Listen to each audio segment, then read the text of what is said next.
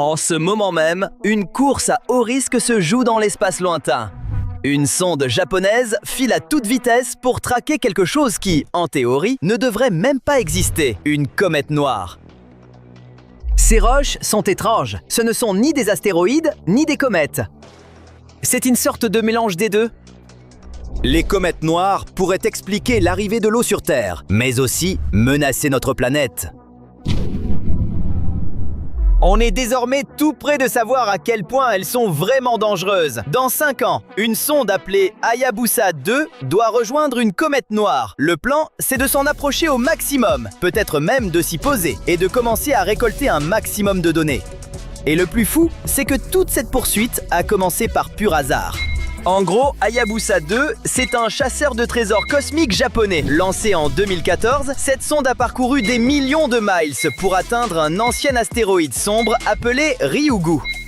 Elle y est enfin arrivée en 2018, et c'est là que Hayabusa 2 a déployé 2 rovers et un petit atterrisseur à la surface. Puis, 6 mois plus tard, elle a percuté la surface avec un impacteur cinétique pour récupérer des échantillons.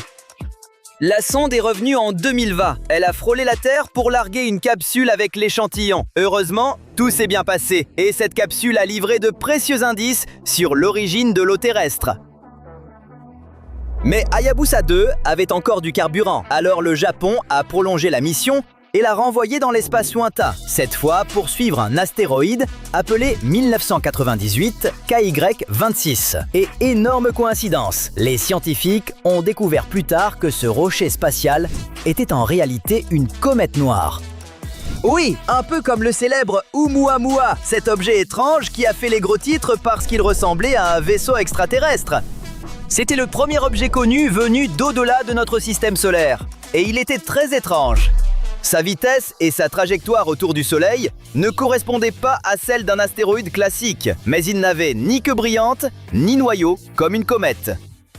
Les scientifiques se sont donc mis à chercher d'autres roches spatiales qui se comportaient pareil, et ils en ont trouvé 14. En gros, elles se répartissent en 2 groupes, les comètes noires externes et, tenez-vous bien, les comètes noires internes. Les externes sont de gros objets, avec des orbites très étirées, et elles viennent probablement de la partie externe du système solaire, autrement dit, bien au-delà de la ceinture d'astéroïdes. C'est la région des 4 planètes géantes, Jupiter, Saturne, Uranus et Neptune, avec tout un tas de petites roches glacées, de lunes et la ceinture de Kuiper. Et puis, il y a les comètes noires internes. Elles sont bien plus petites, leurs orbites sont presque circulaires, et elles restent dans les systèmes solaires internes, donc elles sont plus proches de la Terre. Mais elles ont tout un point commun, elles se déplacent comme des comètes, sans en avoir l'air. Normalement, quand une comète classique s'approche du Soleil, elle se réchauffe et libère du gaz et de la poussière. C'est ce qui crée ce nuage lumineux et cette longue queue qu'on voit d'habitude. Mais les comètes noires n'ont pas de queue visible. Au télescope, elles ressemblent exactement à de simples astéroïdes. En revanche, elles ne suivent pas des orbites normales. En traversant l'espace, elles accélèrent un peu ou dévient d'une façon que la seule gravité n'explique pas. Donc il y a forcément autre chose qui les pousse. Les scientifiques pensent qu'elles abritent de la glace. Et si c'est vrai, c'est énorme. Parce que si la glace est fréquente dans ces petits corps qui passent près de la Terre, ce sont peut-être eux qui ont apporté l'eau sur notre planète. C'est l'un des grands mystères qu'on essaie encore de résoudre. Et la mission japonaise pourrait justement apporter des réponses. En ce moment, Hayabusa 2 se trouve toujours dans l'espace lointain et devrait rattraper cette comète noire d'ici juillet 2031. Comme la sonde a déjà réussi son premier atterrissage sur Ryugu, on pourrait se dire « Bon, la prochaine fois, ce sera facile ». Sauf que pas du tout. Regardez la différence. Ça, c'est Ryugu et ça, c'est KY26. Se poser sur un objet aussi minuscule, c'est bien plus compliqué. L'équipe est un peu inquiète, parce qu'au moment de concevoir la mission, elle n'imaginait pas que cette comète noire serait aussi petite. Et voilà le problème, plus ces objets sont petits dans l'espace, plus ils tournent vite.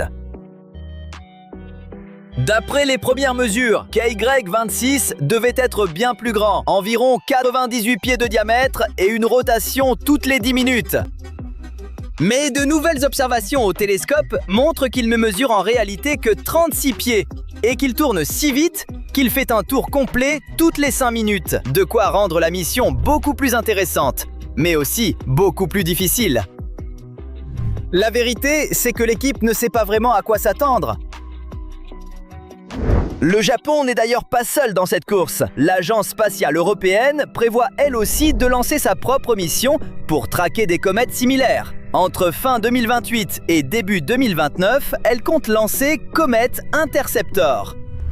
L'idée, c'est d'aller voir une comète venue tout droit des confins de notre système solaire. S'ils parviennent à intercepter une comète qui n'est jamais passée près du Soleil, on aura un aperçu idéal des matériaux bruts du tout début du système solaire. En gros, ils veulent intercepter d'autres visiteurs comme Oumuamua. Ces objets sont très difficiles à étudier parce qu'on les repère quand ils sont déjà près du Soleil. Quand on les repère enfin, il n'y a plus le temps de planifier et lancer une mission complète. Cette fois, ils font autrement.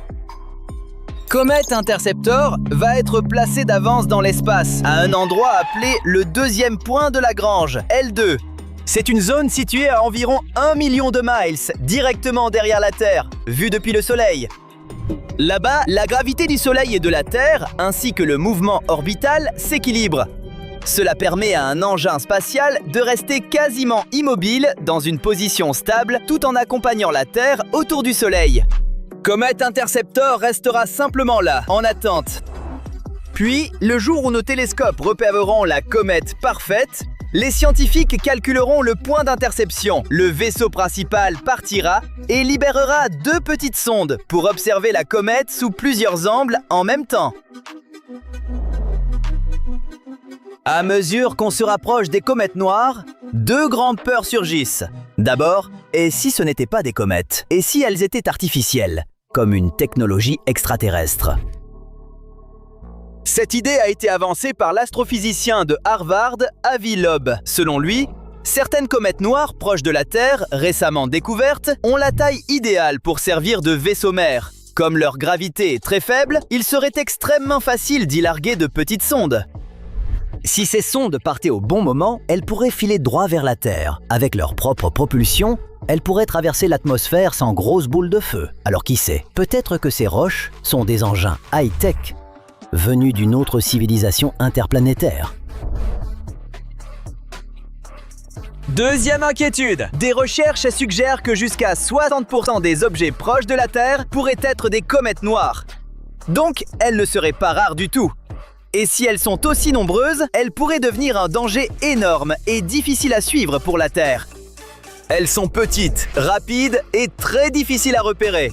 Et surtout, elles ne se comportent pas comme les astéroïdes et comètes ordinaires, ce qui les rend totalement imprévisibles. Au bout du compte, si l'on veut protéger la Terre de ces menaces invisibles, il faut absolument comprendre ce que sont exactement ces comètes noires et où elles vont. Mais l'enjeu ne se limite pas à la défense planétaire. Résoudre ce mystère pourrait bouleverser notre manière d'explorer l'espace lointain et même lancer une toute nouvelle ère d'exploitation minière des astéroïdes. L'univers cache ces choses-là juste à côté de nous. À nous de les avoir avant eux.